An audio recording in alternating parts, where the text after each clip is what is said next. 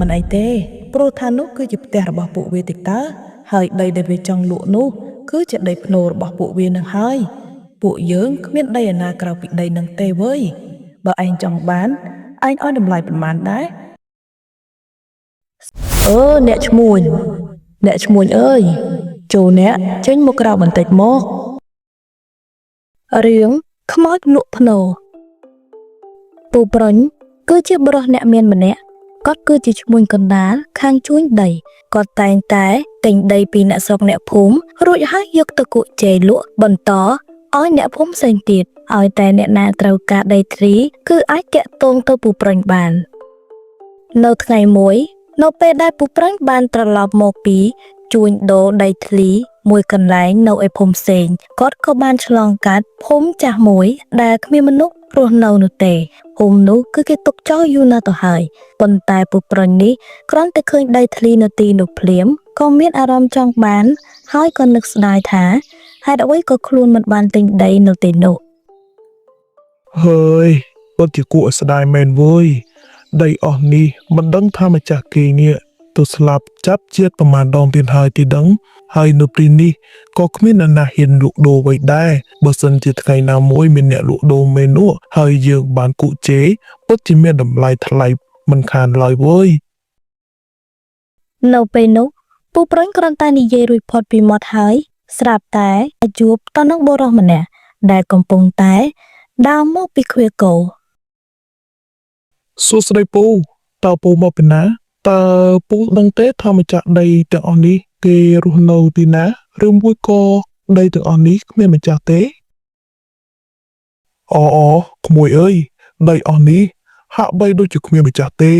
ពូមិនដែលបានឃើញបងប្អូនកូនក្មួយគេមកមើលឡើយឬមួយក៏ដីទាំងអស់នេះជាដីរបស់អ្នកដែលស្លាប់ទៅកាលចំណត់ដើមកាលមានតែចោលប្លន់នោះណាក្មួយហើយដីទាំងអស់នេះគ្មានអ្នកណាមកវាស់កាត់ឬក៏ចង់បានអ្វីនោះទេគេល្បីតគ្នាថាវាមានខ្មោចនៅចាប់ដីហើយចុះក្មួយឯងមកពីណាតាណាដែរហាក់បីដូចជាប្លែកពីអ្នកស្រុកផងរបស់យើងបាទលពូខ្ញុំឈ្មោះតាប្រុញខ្ញុំគឺជាអ្នកគូជេរដីតើលពូមានដីចង់លក់ទេលាក់បាំងអីលពូហើយខ្ញុំដើរទៅមកឃើញដីនេះទំនងដល់ហើយពូខ្ញុំមិនដឹងថាម្ចាស់គេនៅឯណាមើលទៅដូចជាស្កប់ស្ងាត់ដល់ហើយមានផ្លូវខ្មោចទៀតផងណែក្មួយអើយកុំចង់បានដីនេះអី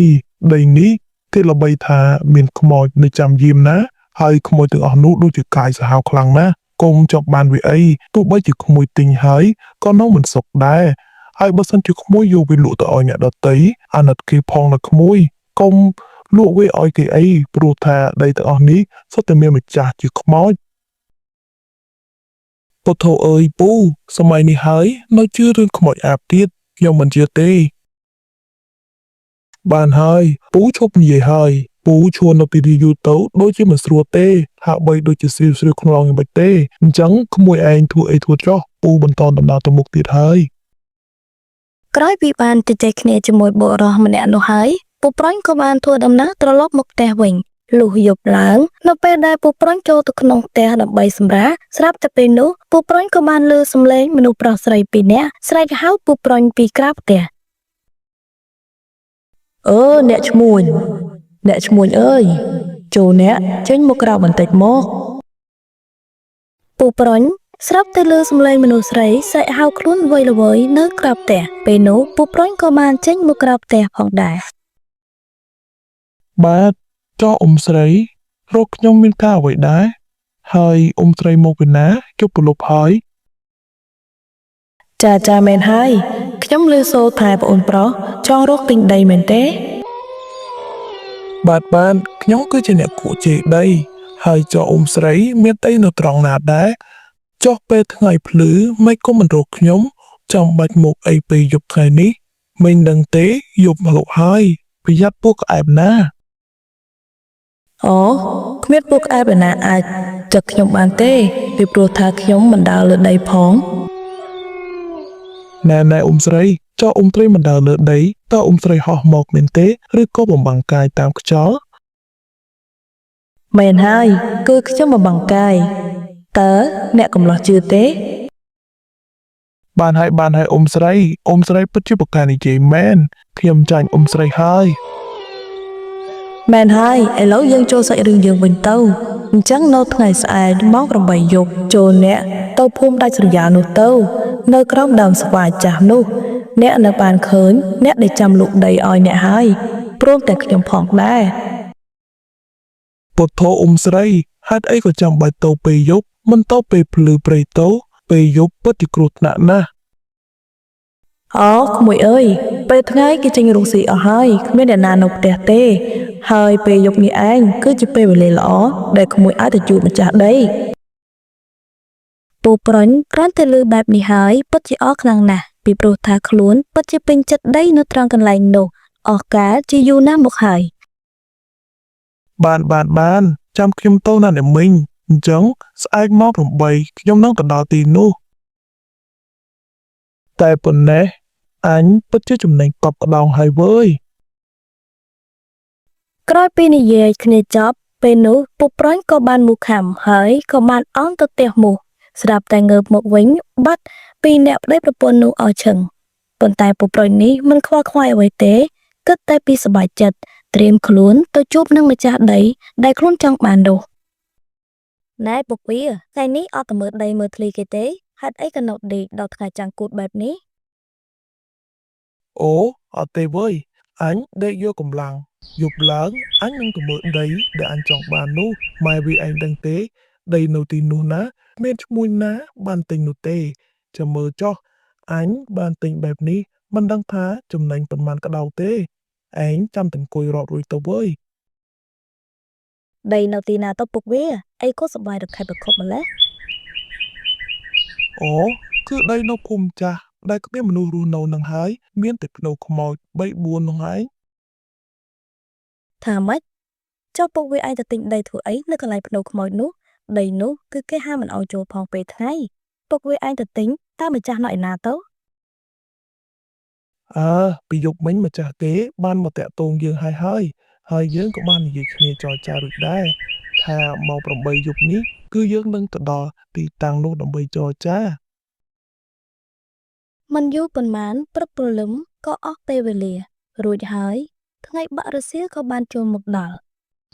ពេលព្រឹកព្រលឹមមិនយូរប៉ុន្មានក៏ថ្ងៃចាប់ផ្ដើមអស់ស្ដងគត់រួចហើយពេលរាត្រីចក៏បានចូលមកដល់